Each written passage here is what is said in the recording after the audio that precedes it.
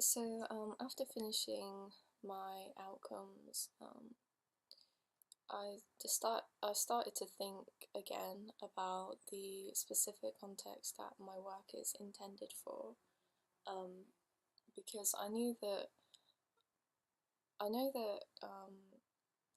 I'm aiming for the more high-end side of retail, and that it is bespoke and more craft than mass produce functional ready to wear. So initially what I thought was that my work was more high fashion to suit the high fashion context. So because my understanding of high fashion was that it's more out there and it's like you have more freedom to just make unconventional crazy work and make a statement, and but that it's luxury and just quite extreme, so that's why I thought that my work fit that context. So I went ahead and I did some research into what high fashion actually was, and the more I looked into it, the more I found out, the more I realised, wow, there is a lot of rules and regulations that you have to meet in order to be classed as a high fashion or haute couture house. So for example, one of the rules is that you um, have to have like 50 looks every season that you present on a catwalk show. Um, and another rule is that you have to have at least like 15 employees in your workshop, and just like technicians and things as well, and it's just very complex, like for a reason, understandably, but these like that doesn't suit the nature of my work because um I mean, I'm the designer maker, my work is made by solely by me. I don't have like a team of people. I'm not the designer and I have a team of people making it for me. I am like as a production line, it's just me as a designer maker. So I mean, obviously I could adapt my work and adapt the process so that it does fit the haute couture house style more, but I don't think that that would be being true to myself or my work. So that in itself doesn't really suit me. So after establishing that there are like a lot of similarities between my work and high fashion jewelry and clothing, which is that there's a lot of emphasis on artistry and being made by hand. Um, my work celebrates design craft and being handmade and unconventional and elaborate and artistic. So that was a similarity. Um, and the other similarity was that in order to be considered something that's high fashion, it is the product is made for one specific client and it's made to order, made to measure. It's not pre-made, ready-made.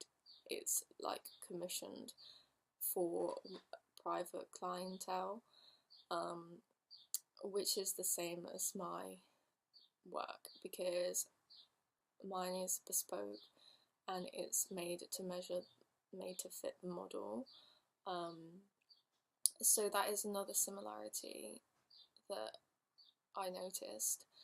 Um, so with all of these points in mind, I decided to research into designer branding and clothing and what it takes for something to be classed as designer. So designer is luxury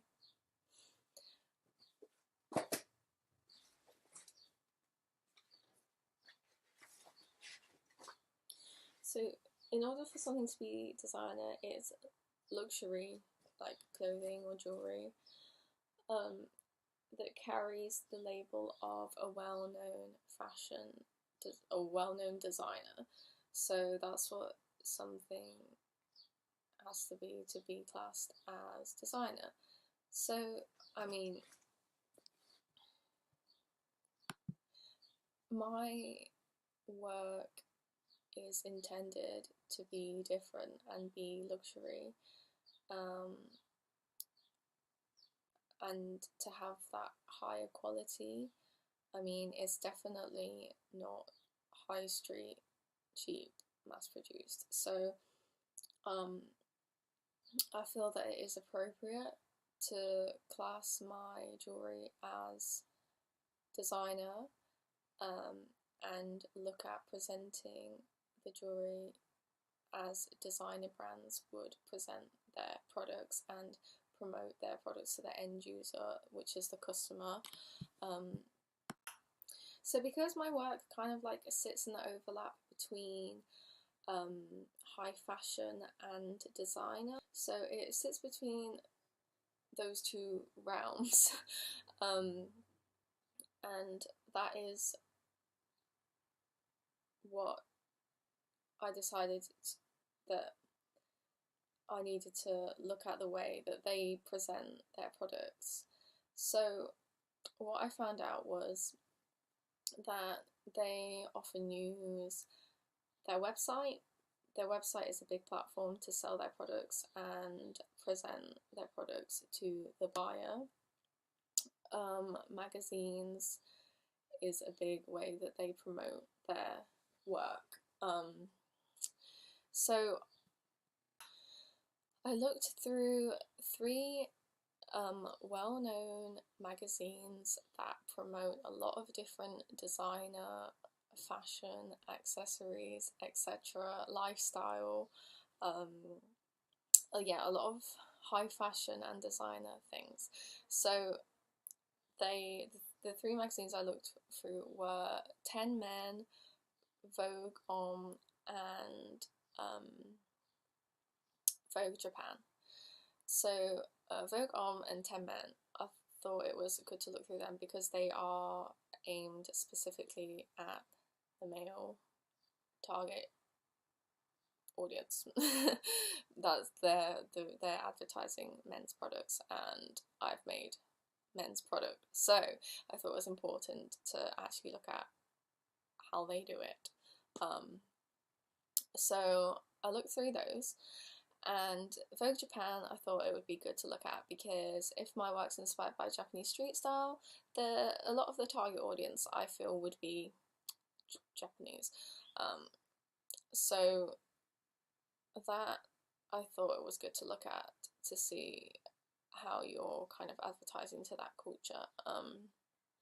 So I went through and I scanned in the pages that I thought would be very helpful to teach me kind of how to present my work to my end user, to my customer.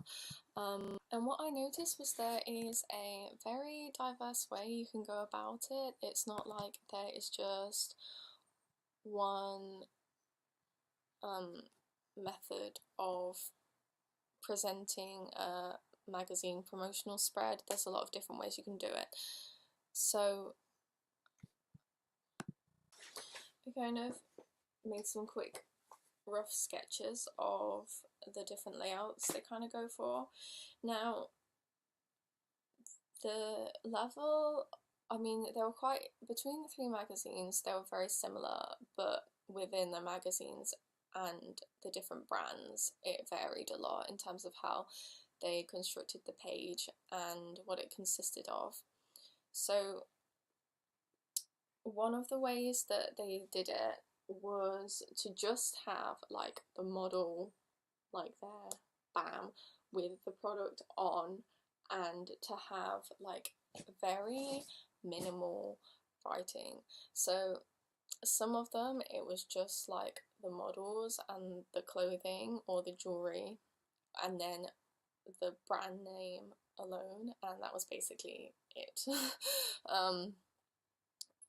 Whereas some of the other ones, they would also reference what the model was wearing and the brand that it came from, and also link the website, the designer's website. And other ones would have a very plain background, or other ones would have a very fussy background, and sometimes there'd be more writing if it was more of an article about this like new collection of work. So it varied quite a lot in terms of what was on the page, but it all depends on what is trying to be achieved. So, for example, the Yves Saint Laurent ad that I scanned in, that had a completely white background with the model on one page in the attire, and then the brand name on the other page, and that was basically it. Equally as effective as one that was more busy and had like a very fussy background, because I understand that they choose the background and the model based on the overall look and lifestyle that they are trying to sell to the customer. So another point is that the model is very important, because they have to capture the look of the product that you are trying to sell. And the way that they are styled is very important, and the background that you choose. All of them play a big role in presenting the desired aesthetic to the customer. So I found that when the background was plain, I was drawn a lot more to the way the model actually looked. When it's plain, everything just stands out more, and you are able to achieve a very high quality feel. And I mean, having a background that suits the work is very effective also, but I find that it helps to sell the lifestyle aspect, but it's quite distracting. So you can advertise the lifestyle and the product equally as well with something that's plain. I mean, your work should express what the work in itself should express your theme and aesthetic, and my work does that. So another layout that I kind of saw was used quite a lot was to have like the model in the middle, and then like they would be wearing different items from different brands, and then it would be like a mind map kind of layout of, oh, the top is from, say, Chanel, or the shoes are from Givenchy, and they would list it like that, so that you're kind of suggesting to the reader how they can construct their look and how they can wear your jewellery or wear your product. But I don't feel that this kind of layout is suitable for my work, because my job really is to just design and make the jewellery, which I've done. I'm just trying to put it into context now. But it wouldn't make sense for me to then go and pull these different brands in and be promoting them as well. I am trying to promote solely my own work. Another thing they often did was they would get a photograph of the model on a catwalk and annotate the look and what they were wearing, which, I mean, is interesting to see and take note of, but that I don't think it's appropriate for me to contextualize my work in a catwalk setting because, I mean, who is actually going to be there watching the catwalk? Not that many people, like quite a niche group of people. So I don't think it's appropriate for me to use that kind of layout.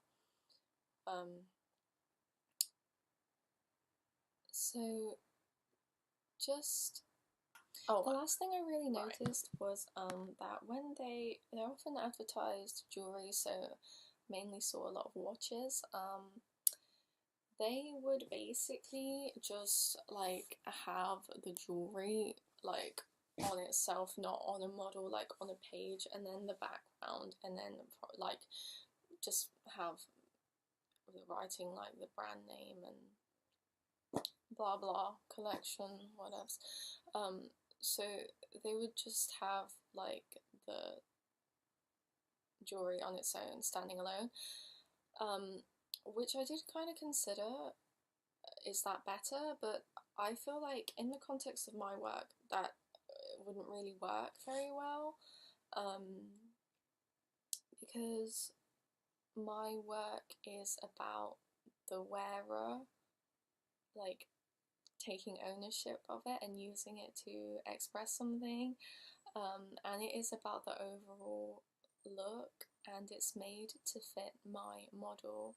So my model is definitely going to be wearing the jewelry in the promotional material.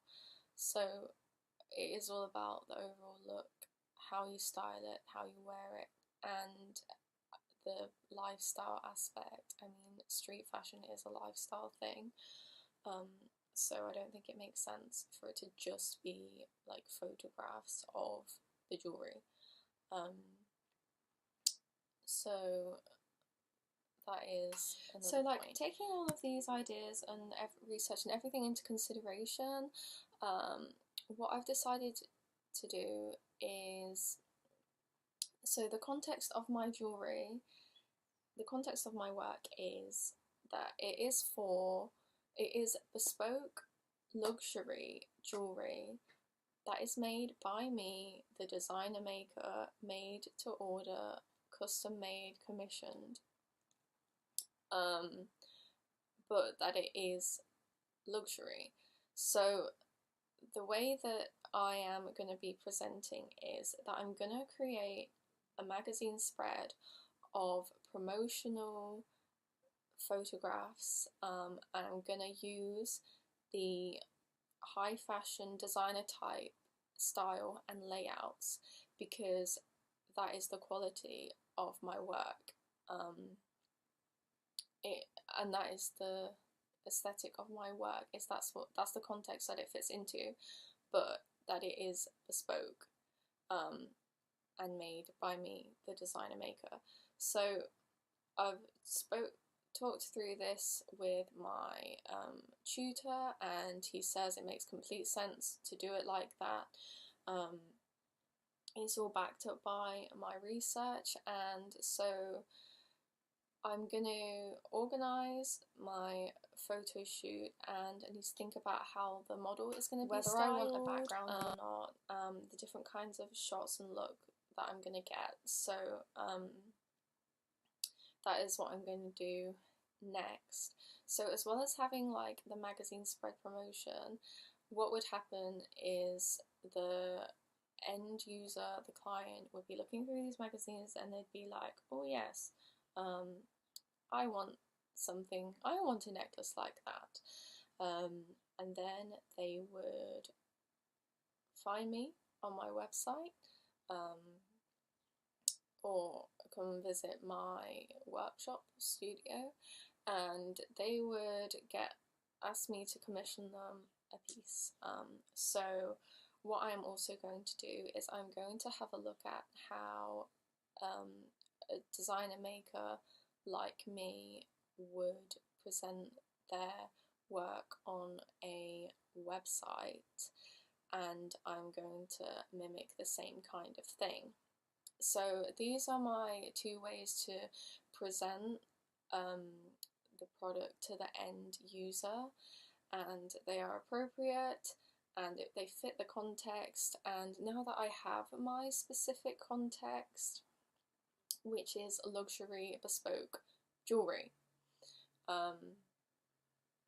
now that I have that context and I've figured out how the appropriate way to present them, I'm just gonna make some decisions and go ahead and do that after evaluating the research that I have done.